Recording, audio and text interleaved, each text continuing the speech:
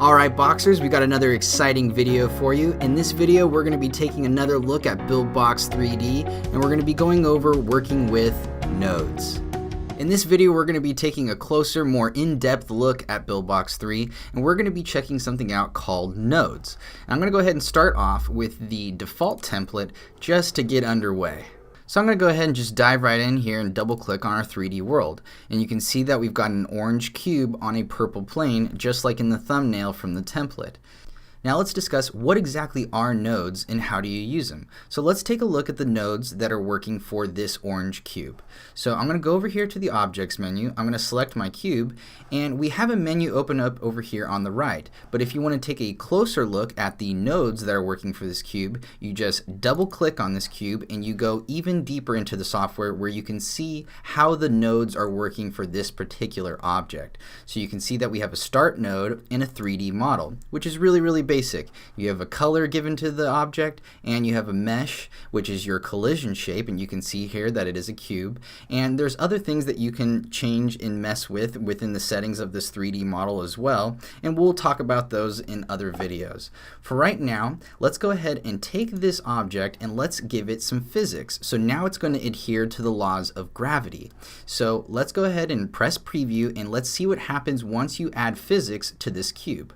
You can see here that the cube falls through the plane and downwards. So we can go ahead and we can change the physics on the plane as well so that the two objects can collide and you can have the cube sitting and resting on top of the plane.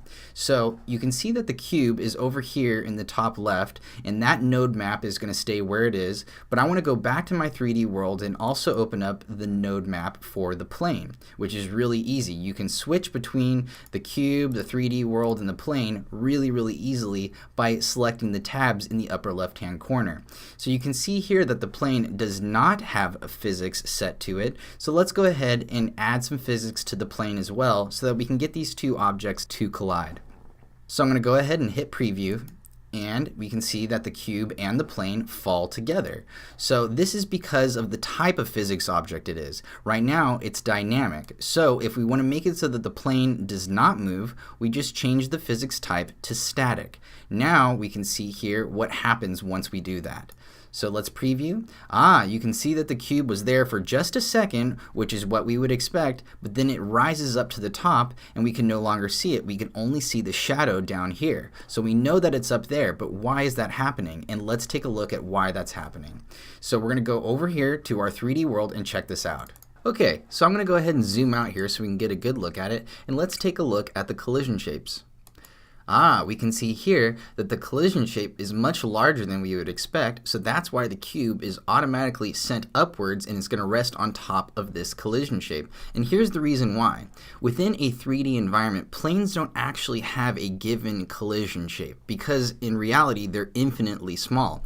So what it does is it tries to create the best collision shape possible for the plane, which is the size of the cube. But this is really easily fixed. We're just going to select the plane here. We're going to turn on our scale tool and we're going to shrink the plane down and change the collision shape so that it is nice and thin, and we're going to move it down so it's just under the plane, and so now it's going to look really great. So I'm going to turn off the collision shapes now and let's hit the preview and see what it looks like now. Awesome. Okay, cool. This is what you would expect. The cube is sitting and resting on top of this static plane and it's adhering to the laws of gravity. Let's take a look at what the cube looks like when you drop it from a certain height and see it crashing down on the plane below. So I'm going to move the preview window over here to the right hand side, and what I'm going to do is I'm going to move the cube upwards, and let's go ahead and drop this cube from a height of right about here. And then I'm going to rotate it around just a little bit so that you can see what it's going to look like when it drops. It's going to have a really cool effect. Okay, so let's go ahead and restart it. And you can see it come crashing down and it has a really realistic effect, and that looks really cool. And let me go ahead and show you how you can speed up the falling process for this preview. So I'm going to go back over here to my world and I'm going to go back over here to my mind map. And then I'm going to move the preview window over here to the left and I'm going to select my 3D world and change the time warp from 1 to 1.5. So this is going to speed it up a little bit here. So let's go ahead and restart the preview, and you can see it comes crashing down a little bit faster. You could also do this by increasing the gravity as well.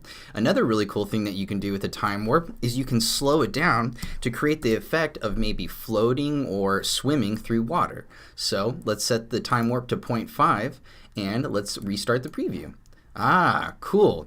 You can see that it has a real slow fall, and it kind of looks like it's falling through water, or it's being prevented from falling quickly. Either way, this is a really cool effect.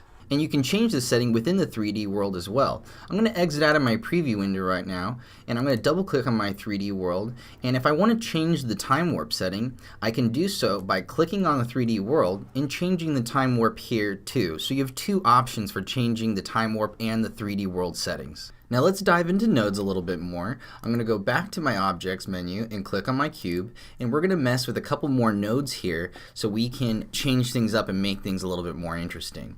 So one I really like is going over here to movement and controls and adding in a touch node here and hooking up the start node to the touch node and make it enabled. And then once you touch the screen, let's make the cube jump. So we'll just hook it up so when it's pressed, we will make the cube jump, and we'll give the jump force of the cube probably about 10 in the Y direction. That should be pretty good. Now let's go ahead and press preview and take a look at this. So we've got our cube falling down. We still have the time warp set to 0.5, so it's falling a little slowly. But now when we touch the screen, we can make the cube jump. And let's go ahead and switch that time warp back. I'm going to exit out of my preview. I'm going to go back to my 3D world. I'm going to click on my 3D world here, and I'm going to change the time warp back to 1 so that it's a little bit more on point. Okay, so now we can see here that every single time we touch the screen, it's going to jump up by a force of 10. So this is really, really cool. And let's go ahead and keep messing around with this and see what else we can do. Now, one thing I wanted to point out is that if you touch the screen too many times, the character actually goes flying off the screen and you can no longer see it. And there's a way that we can get the camera to track the movement of the character. And let me show you how to do that right now. I'm going to exit out of my preview window, and what I'm going to do is I'm going to select my camera in my 3D world. And then some settings are going to pop up over here on the right-hand side. And while we're talking about this, I want to let you know that you can also move around the sun, and you can change where the shadows are going to end up, and you can go ahead and mess around with that, and it has some settings for that as well. But for right now, let's select the camera, and then what we're going to do is we're going to change the position follow to follow the character here. Okay, but as you can see, we don't have any characters set up. Right now we just have the cube object, but it's really easy to change the cube to become a character. You just take your cube, you click on it, and you drag it up and drop it into the characters menu, and it becomes an actor. Now the camera is going to follow the movement of the cube or the character. So let's go ahead and press play and preview it. And now you can see that the character is moving upwards and the camera is following it, and which is a really, really great effect. But you can see that it's not entirely smooth. You can see that it moves up really, really directly and specifically to the character. And so let's go ahead and change the follow force on the camera so that it doesn't follow as much on the y-axis. So let's do something like 0.5. You can even go much lower than that. And what we'll see here is a much more natural camera movement for the character. Okay, so we're dropping it, and we can see that it is coming down, and there's a little bit of play here. But just to make it a little bit even more obvious, I'm going to change the follow force to 0.05, which is really, really low. And now what you'll be able to do is you'll be able to see the drastic change between the follow force in the y direction. So I'm going upwards, and then it is slowly. You see how when it's dragging down, it kind of takes a second to catch up and to recenter the square. That's what I'm talking about, and that's with the fall of force of 0.05. So you can mess around with these in the X, Y, and Z axis here, and it's a really cool effect. So that's a quick look at nodes. I highly recommend going into the objects or the characters node map and checking these out and messing with all of these different nodes that you have available over here on the left hand side. We got a whole bunch for you to choose from, and there's only going to be more as the software continues to improve. I hope you thought this video was useful, and as always, keep on boxing.